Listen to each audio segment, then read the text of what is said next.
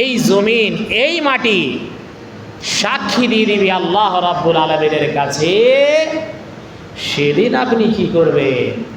আপনার তো বাঁচার পথ হবে। তারপরই আপনার এই শরীরটা, পুরা অঙ্গটা আল্লাহ রাব্বুল আলামিনের সামনে সাক্ষী দিবে। আপনি খুব ক্লান্ত হয়ে পড়েছেন, বাড়িতে অসুখ, সঙ্গে সঙ্গে কোনো ডাক্তারের কাছে যাচ্ছে, আমি শান্তি পাবো। শরীরে জ্বর, অত্যন্ত ব্যথা, সহ্য করা যাচ্ছে না। আপনি কোনো ডাক্তারের কাছে গিয়ে ওষুধ দিচ্ছে, আরও বড় বড় বিমারি হলে বড় বড় ডাক্তারের কাছে যাচ্ছে। যতক্ষণ পর্যন্ত আপনার শরীরে আরাম না হচ্ছে, আপনি তৃপ্তি পান না। কিন্তু এই শরীর আপনার দেহু কিন্তু একদিন আপনার কি হবে? দুশ্মন হবে, আপনার বিরুদ্ধে কথা বলবে, আপনার বাঁচার পথ হবে না সেদিন। শ্রোতাবৃন্দ, আল্লাহ রাব্বুল আলামিন বলছেন, বিসমিল্লাহির রহমানির রহিম, اليوم نختم على أفواههم وتكلمنا أيديهم وتشهد أرجلهم بما كانوا يكسبون। যেদিন আল্লাহ রাব্বুল আলামিন আপনার এই মুখমণ্ডলখানে মোহর মেরে দিবে, আপনার বলার ক্ষমতা হবে না। সেদিন আপনার পা, আপনার হাত আপনার বিরুদ্ধে কথা বলবে।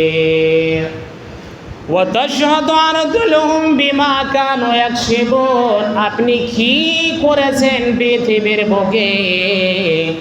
আল্লাহ আপনাকে 60-70 বছরের সময় দিয়েছে, কাউকে 40 বছরের সময় দিয়েছে।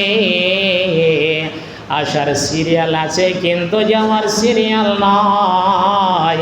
এই সময়টাতে আপনি কি করেছেন? আপনার মুখমণ্ডলে কান্ডা যেদিন আল্লাহ রাব্বুল আলামিন সেরিয়ে দিবে, বন্ধ করে দেবে, সেদিন আপনার বিরুদ্ধে আপনার হাত, আপনার পা কথা বলবে। সেদিন আপনি কি করবেন? যতই কিছু করেন, বলার কিছু নয়, আপনার বিরুদ্ধে কথা বলবে। হাতের দ্বারায় কত ঘুষের আপনি টাকা নিয়েছিলেন, সে হাতের দ্বারায় আপনি অনেক কিছু করেছেন। একটা যে মেয়েটার সঙ্গে বিবাহ করা হারাম রে যুবকরা, সে মেয়ের সঙ্গে তুমি মুখমণ্ডলের দ্বারা দিয়ে কথা বলেছ, বা হাতে তুমি চাকে ছুঁয়েছ, সে হাতের দ্বারায় অনেক কিছু করেছ। কার উপরে বিনা কারণে তুমি প্রতিঘাত করেছ, আপনার বিরুদ্ধে আপনার হাত দাঁড়িয়ে যাবে আল্লাহ রাব্বুল আলামিন। এই লোকটা আমার দ্বারা দিয়ে অন্যজনকে মেরেছিল বিনা কারণে, সে আপনার হাত, আপনার বিরুদ্ধে কথা বলতে বলতে আপনার পা বলবে, আল্লাহ রাব্বুল আলামিন আমি যাচ্ছিলাম না, আমাকে অমুক জায়গায় নিয়ে গিয়ে সুদখোরের বাড়ি নিয়ে গেছে, যেই জায়গাতে ব্যভিচার হয় সেই জায়গায় আমার নিয়ে গেছে, যেই জায়গাতে দারুপান করা হয়, এক কথায় শরিয়াত বিরোধী যেই জায়গাতে কাজ হয়, সেই জায়গাতে আমাকে নিয়ে গেছে রাব্বুল আলামিন। সঙ্গে সঙ্গে আল্লাহ রাব্বুল আলামিনের সামনে আপনার হাত, আপনার পা সাক্ষী দিয়ে দিবে। হাদিসের মধ্যে আছেন, বিশ্বনবী সাল্লাল্লাহু আলাইহি সাল্লাম বলছেন, কি বলছেন? হাদিসের রাবি হযরত আব্দুল্লাহ ইবনে ওমর, তিনি বলেন, কাল কিয়ামতের ময়দানে আল্লাহ রাব্বুল আলামিন মুমিন ব্যক্তিকে সামনে নিয়ে আসবেন। কাকে? মুমিন ব্যক্তিকে, যারা আল্লাহকে বিশ্বাস স্থাপন করেছে, যারা আল্লাহকে মেনেছে, আল্লাহকে ভয় করেছে, যে কালকে মরে যাব, থাকবো না, নিঃশ্বাসের কোনো বিশ্বাস নাই, সেদিন আল্লাহ রাব্বুল আলামিনের সামনে সেই লোকটাকে নিয়ে আসা হবে। কাকে? যে লোকটা আল্লাহকে ভয় করেছে। কিন্তু সেই লোকটা, সেই মুমিনটার কিছু ছোট ছোট গুনাহ তো হতে পারে। মানব জাতি যখন আল্লাহ রাব্বুল আলামিন সৃষ্টি করেছে, তার দ্বারাই গুনাহ হবে। ঈদ কোনো ফেরেশতা নয়, সেই মুমিন ব্যক্তিকে নিয়ে আসবে, নিয়ে আসা তাকে বলবে আল্লাহ রাব্বুল আলামিন, বান্দা ও আব্দুল্লাহ, তুমি এই গুনাহটা কি এই গুনাহটা তুমি কি অমুক টাইমে ছাইতন টলার মাটিতে করেছিলে বা কোনো জায়গাতে করেছিলে বলো? সেই মুমিন ব্যক্তি সঙ্গে সঙ্গে স্বীকার করে নেবে, হ্যাঁ আমার দ্বারা এই গুনাহটি হয়েছে, এই গুনাহটি হয়েছে। আল্লাহ রাব্বুল আলামিন কাল কিয়ামতের ময়দানে ওই মুমিন ব্যক্তি যখন গুনাহ করেছিল, আল্লাহ রাব্বুল আলামিনের সামনে এসে রাত্রে 1-2টার সময় উঠে আল্লাহ রাব্বুল আলামিনের সামনে 2 রাকাত নামাজ আদা করিয়া তারপরে নিজের চোখের পানি দিয়ে বলেছিল, রাব্বুল আলামিন আমার দ্বারাই গুনাহ হয়ে গেছে, আল্লাহ তুমি ক্ষমা করিও। আল্লাহ গো, এই জীবনে আর গুনাহ করব না। ক্ষমা করার পরে আল্লাহ রাব্বুল আলামিন কাল কিয়ামতের ময়দানে ওই লোকটার গুনার ওপরে নিজের বাজুটাকে রেখে দিবেন। আল্লাহ রাব্বুল আলামিনের বাজু হবে কিরকম হবে কেউ বলতে পারবে না। সে আল্লাহ রাব্বুল আলামিন বাজুর দ্বারা দিয়ে সে গুনাহটাকে ঢেকে দেবে। আর এক এক করে ওই মুমিন বান্দাকে বলবে, আব্দুল্লাহ রে আমার বান্দা, তুমি কি অমুক টাইমে এরকম গুনাহ করেছিলে? এক এক করে সব স্বীকার করে দিবে। স্বীকার করার পর যখন ওই লোকটা স্বীকার করে নেবে, আল্লাহ রাব্বুল আলামিন তারপরে ওই মুনাফিক, ওই ফাজের, ওই মুনাফিক মুশরিক বেধর্মী ওই লোকটা আল্লাহ রাব্বুল আলামিন সেই লোকটাকে সেই উচ্চ সুরে তাকে বিচ্ছেদ করা হবে। তারপর তেলানত হবে। যেই লোকটা আল্লাহর বিরুদ্ধে কথা বলেছিল, যেই লোকটা কোরআনের খেলাফ কথা বলেছিল, যেই লোকটা হাদিস ছেড়ে অন্য ফয়সালা করেছিল, যেই লোকটা আল্লাহ কোনো সময় প্রাধান্য দেয়নি, আল্লাহ রাব্বুল আলামিন ওই লোকটাকে সামনে নিয়ে আসবে। নিয়ে আসার পরে ওই লোকটাকে সঙ্গে সঙ্গে জাহান্নামে ফেলে দেবে। ওই লোকটার বাঁচার পথ হবে না। তাহলে বোঝা গেল, মুমিন যদি হয় তাহলে আল্লাহ রাব্বুল আলামিন তাকে বাঁচিয়ে নেবে, তাকে বাঁচিয়ে নিয়ে তাকে জান্নাতে দিবে।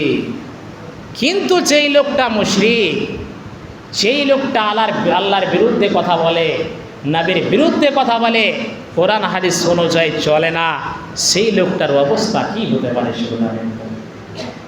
সেই লোকটার অবস্থা কি হতে পারে? সেই লোকটার অবস্থা খারাপ হয়ে যাবে কাল কিয়ামতের ময়দানে। মুসলমান তুমি সাবধান। অন্য হাদিসে, সেই হাদিসের রাবি হচ্ছেন হযরত আনাস বিন মালিক। হযরত আনাস বিন মালিক বলছেন, আল্লাহর নবী সাল্লাল্লাহু আলাইহি সাল্লামের কাছে আমরা বসেছিলাম, সেই মতো আপনারা বসে আছেন, বিশ্ব নবীর কাছে বসে আছেন। হেন সময় আল্লাহর নবী জাহিকা হাসতে লাগলেন। আল্লাহর নবী হাসছেন, সাহাবায়ে আশ্চর্য ব্যাপার, কি ব্যাপার আল্লাহর নবী কেন হাসলেন? বিশ্ব নবী বলছেন, ও আমার সঙ্গে সাথীরা, তোমরা বলো তো আমি কি কারণে হাসলাম? তোমরা কি বলতে পারবে? সমস্ত সাহাবায়ে কিরাম বলছেন, আল্লাহ ওয়া রাসূলুহু আলাম, আল্লাহ এবং আল্লাহর রাসূল ছাড়া বেশি ভালো কেউ জানে না।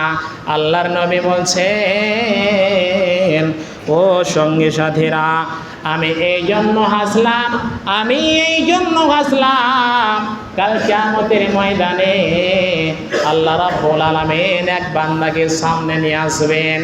ওই বান্দা বলবে, রব্বুল আলামিন আমাকে প্রত্যেক জনম তোমাকে অত্যাচারের কাছ থেকে আমাকে বাঁচিয়ে রেখেছে আল্লাহ রাব্বুল আলামিন। আল্লাহ বলবেন, হ্যাঁ তোমাকে আমি বাঁচিয়ে রেখেছিলাম।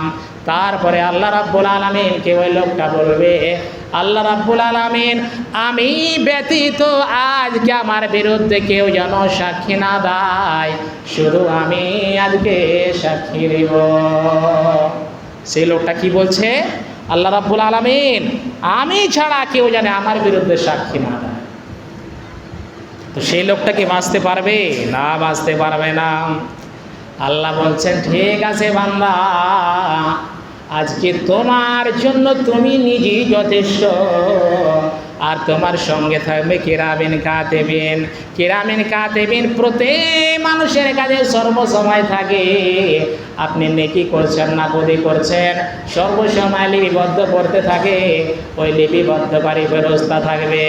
আল্লাহ রাব্বুল আলামিন ওই লোকটাকে বলবে, ঠিক আছে, ঠিক আছে, বলো তোমার ওই পা, তোমার ওই হাত, তোমার ওই মুখমণ্ডল, চামড়া গলে যত আছে তোমার বিরুদ্ধে সাক্ষী দিবে।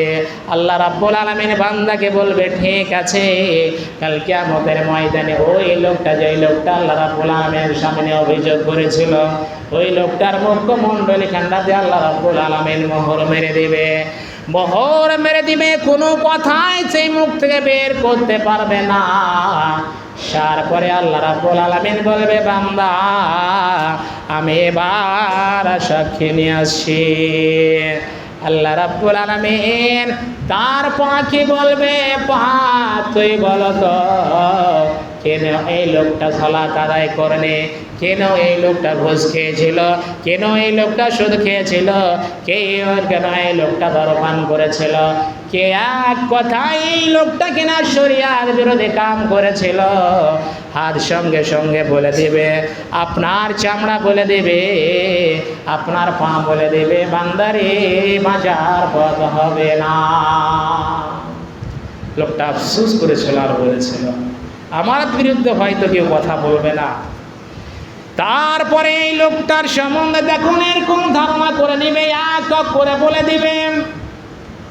ওই লোকটার মুখমণ্ডলী খানটা থেকে আল্লাহ রাব্বুল আলামিন কি করবে, মোহরটাকে খুলে নেবে। আর ওই লোকটা বলবে, হায় রে হাত, তুমি আমার কাছ থেকে দূর হয়ে যা। হায় রে পা, তুমি আমার কাছ থেকে দূর হয়ে যা। তোর প্রতি অভিষেক হোক, তোর প্রতি লানত হোক, এক করে তাকে অবসর দেবে। সে হাতের দ্বারা দিয়ে অনেক কিছু করেছে।